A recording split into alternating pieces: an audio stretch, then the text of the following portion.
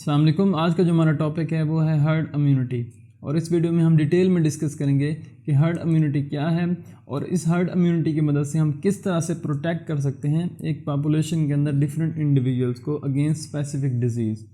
तो अगर आप लोगों को किसी भी लिहाज से हर्ड इम्यूनिटी मुश्किल लगती है तो ये वीडियो आप लोग एंड तक देखें। इंशाल्लाह आप लोगों का कोई भी कंसर्न होगा हर्ड इम्यूनिटी से रिलेटेड वो यहाँ पर रिजॉल्व हो जाएगा।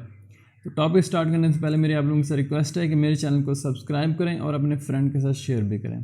तो चलिए टॉपिक स्टार्ट करते हैं। तो सबसे पहले हम पॉपुलेशन के अंदर जो डिफरेंट इंडिविजुअल्स होते हैं उनको हम 3 कैटेगरीज में डिवाइड कर लेते हैं। तो फर्स्ट ऑफ ऑल ये जो मैंने ब्लू से शो किया हुआ है इनको हम कहते हैं ससेप्टेबल, यानी इनके अंदर अभी तक माइक्रो ऑर्गेनिज्म या जो पैथोजन है जिसके अगेंस्ट हम हर्ड इम्यूनिटी प्रोड्यूस करवाना चाह रहे हैं वो अभी तक इनके अंदर एंटर नहीं हुआ। ठीक है, लेकिन अगर ये एंटर हो जाएगा तो इनमें ये डिजीज़ हो सकती है, लेकिन अभी तक एंटर नहीं हुआ तो इनको हम कहते हैं ससेप्टेबल्स। इसके अलावा जो दूसरे होते हैं इनको हम कहते हैं डिजीज़ और कैरियर, यानी कि इनके अंदर जो स्पेसिफिक माइक्रो ऑर्गेनिज्म है जिसके अगेंस्ट हम हर्ड इम्यूनिटी प्रोड्यूस करवाना चाह रहे हैं वो क्या हो गया है, एंटर हो गया है। ठीक है, तो ये इनमें क्या हो गया है, डिजीज़ हो गई है और साथ में ये कैरियर भी हैं, यानी कि ये ससेप्टेबल जो पर्सन होते हैं उनमें ये ट्रांसमिट कर सकते हैं डिजीज़ को। इसके बाद जो तीसरी कैटेगरी है उनको हम कहते हैं इम्यूनाइज पर्सन। इम्यूनाइज मींस कि इनके अगेंस्ट ये जो माइक्रो ऑर्गेनिज्म है इसके अगेंस्ट इम्यूनिटी प्रोड्यूस हो चुकी है। अब ये इम्यूनिटी किस तरह से प्रोड्यूस हो सकती है, ये 2 मेथड होते हैं इम्यूनिटी प्रोड्यूस करवाने के। एक तो नेचुरल वे से इम्यूनिटी प्रोड्यूस हो सकती है, यानी कि ये जो पर्सन था इसको ये डिजीज़ हुई, यानी कि पैथोजन एंटर हुआ और ये पर्सन रिकवर हो गया अगेंस्ट दिस डिजीज़, तो इस पर्सन में क्या हो जाएगी, इम्यूनिटी प्रोड्यूस हो जाएगी इस माइक्रो ऑर्गेनिज्म के अगेंस्ट। तो ये नेचुरल वे से ये जो पर्सन है वो इम्यूनाइज्ड हो गया है। और दूसरा वे जिसकी मदद से हम इस पर्सन के अंदर इम्यूनिटी प्रोड्यूस करवा सकते हैं अगेंस्ट दिस पैथोजन वो है वैक्सीनेशन। वैक्सीनेशन में क्या होता है कि ये जो पैथोजन होता है इसकी हम अल्टर्ड फॉर्म, यानी कि जिसे हम अटेन्यूएटेड फॉर्म कहते हैं, वो इंसर्ट करेंगे इसमें, या फिर हम क्या करते हैं इसकी किल्ड फॉर्म या इनएक्टिवेटेड फॉर्म इंसर्ट कर सकते हैं, या सब यूनिट जो है जो इसका इम्यूनोजेनिक पार्ट है वो भी इंसर्ट कर सकते हैं। तो डिफरेंट मेथड होते हैं वैक्सीनेशन के। तो उसकी मदद से क्या होगा, ये जो पर्सन है जब इसकी हम वैक्सीनेशन करेंगे तो ये पर्सन क्या हो जाएगा, इम्यूनाइज हो जाएगा। तो ये 2 मेथड होते हैं जिसकी मदद से एक जो पर्सन होता है उसको हम इम्यूनाइज कर सकते हैं। अब सवाल ये पैदा होता है क्या हम हर पर्सन को इम्यूनाइज कर सकते हैं, यानी कि हमारे पॉपुलेशन के अंदर जितने भी इंडिविजुअल हैं सब की हम वैक्सीनेशन या फिर जो नेचुरल इन्फेक्शन है इसकी मदद से इम्यूनाइजेशन कर सकते हैं? तो ऐसा पॉसिबल नहीं है।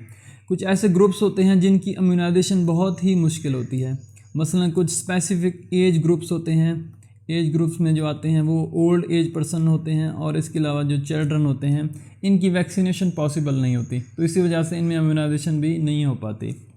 इस तरह कुछ ऐसे पर्सन होते हैं जो कि इम्यूनो कम्प्रोमाइज्ड होते हैं, तो उनमें अगर हम live attenuated micro organism insert करेंगे तो इनके लिए हार्मफुल हो सकता है। या इसके अलावा अगर हम किसी और मेथड की मदद से हम इन वैक्सीनेशन करते हैं तो ये इतना अच्छे से रिस्पॉन्ड नहीं करेंगे और इनमें इम्यूनाइजेशन नहीं होगी।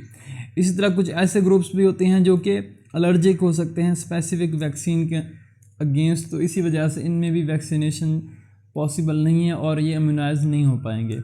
और इसी तरह कुछ ऐसे पर्सन भी होते हैं जो कि रिफ्यूज़ करते हैं वैक्सीन लगवाने से।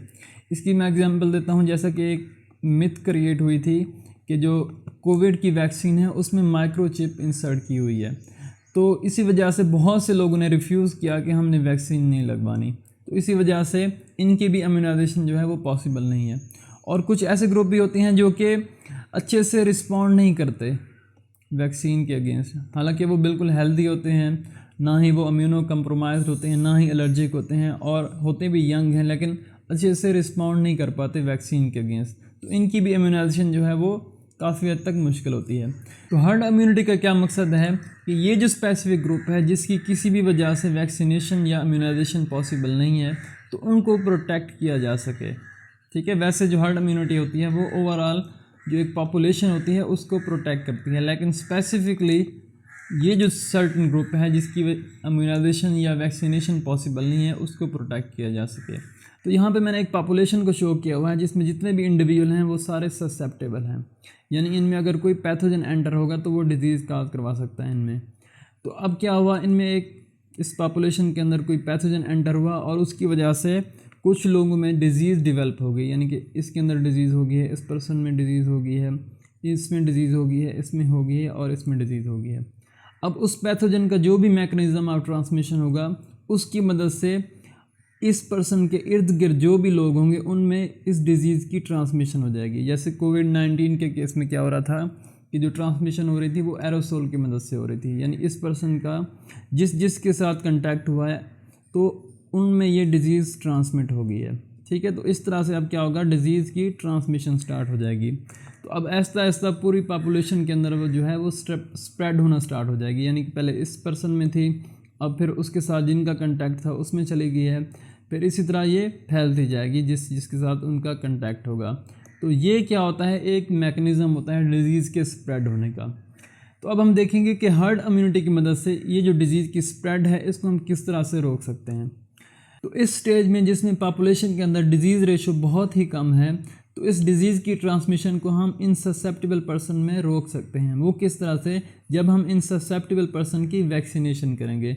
मसलन जैसे यहाँ पे हमने कुछ पर्सन की वैक्सीनेशन की है, तो अब यहाँ पे आप देखें ये जो डिजीज़ पर्सन है इसका कंटैक्ट है, डायरेक्ट कंटैक्ट है इन पर्सन के साथ, और ये सारे क्या हो गए हैं, इम्यूनाइज्ड हो गए हैं जिनकी हमने वैक्सीनेशन की है। तो अब क्या होगा, यहाँ से डिज़ीज़ इन पर्सन में ट्रांसमिट नहीं होगी। तो इसी वजह से क्या होगा, ये जो पर्सन होंगे वो क्या हो जाएंगे, बच जाएंगे डिज़ीज़ ट्रांसमिशन से, क्योंकि इस बैरियर की वजह से जो है वो डिज़ीज़ आगे ट्रांसमिट नहीं हो पाएगी। लेकिन होल पॉपुलेशन को आप देखें तो सारे पर्सन यहाँ पे इम्यूनाइज्ड नहीं है।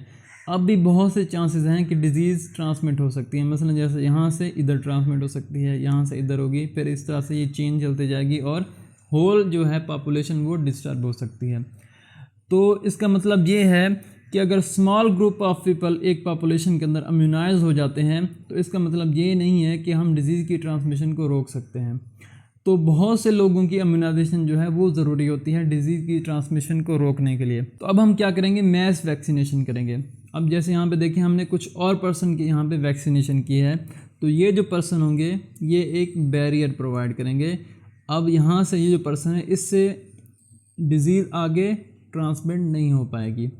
इसी तरह जब हम वैक्सीनेशन बढ़ाते जाएंगे तो अब प्रोटेक्शन इंक्रीज़ होती जाएगी, लेकिन अभी भी स्टिल जो है वो थ्रेशोल्ड अचीव नहीं हुआ।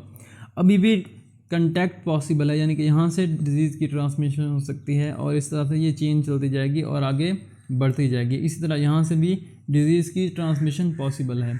तो अब हम क्या करेंगे, जितने भी पर्सन की वैक्सीनेशन या इम्यूनाइजेशन पॉसिबल है सब की हम कर देंगे। तो अब यहाँ पे देखें एक स्ट्रॉन्ग बैरियर क्रिएट हो गया है, यानी कि यहाँ पे आप देखें ये डिजीज़ पर्सन है, इसके इर्द गिर्द जितने भी लोग हैं वो सारे क्या हैं, इम्यूनाइज हो चुके हैं। इस तरह ये भी एक डिजीज़ पर्सन है, इसके इर्द गिर्द सारे पर्सन इम्यूनाइज हो चुके हैं।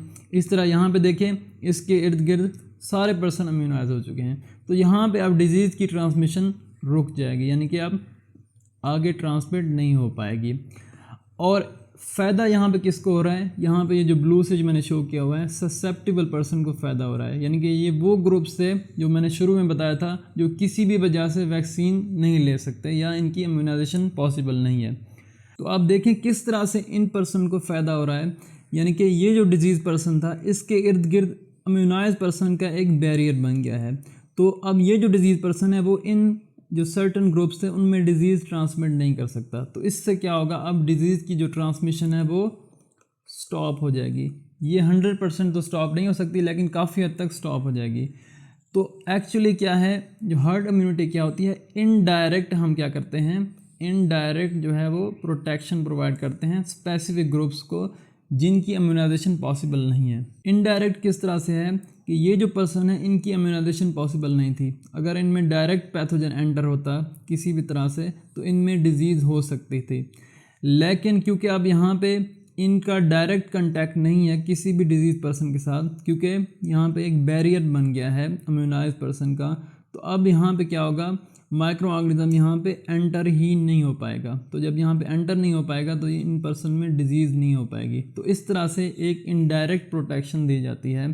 तो इसको हम क्या कहते हैं, हर्ड इम्यूनिटी कहते हैं। तो आई होप आप लोगों को समझ आ गया होगा कि हर्ड इम्यूनिटी क्या है और किस तरह से हम इसको अचीव करते हैं। यानी कि जब हम मैसिव वैक्सीनेशन करते हैं एक पॉपुलेशन के अंदर तो उसकी मदद से क्या हम करते हैं, पॉपुलेशन को इनडायरेक्टली हम डिजीज़ ट्रांसमिशन से बचा लेते हैं। और स्पेसिफिकली जो हमारे सर्टन ग्रुप्स होते हैं जिनकी इम्यूनाइजेशन पॉसिबल नहीं होती, उनको हम डिजीज़ होने से बचा लेते हैं। तो आई होप आप लोगों को आज का टॉपिक समझ आ गया होगा और पसंद भी आया होगा। अगर ये वीडियो अच्छी लगी है तो इसको लाइक करें, अपने फ्रेंड के साथ शेयर करें और चैनल सब्सक्राइब कर लें। मुझे पता है कि जो फ्री की चीज़ होती है उसकी इतनी इम्पोर्टेंस नहीं होती, लेकिन फिर भी आप सब्सक्राइब कर लें। वीडियो देखने का शुक्रिया। अल्लाह हाफ़िज़।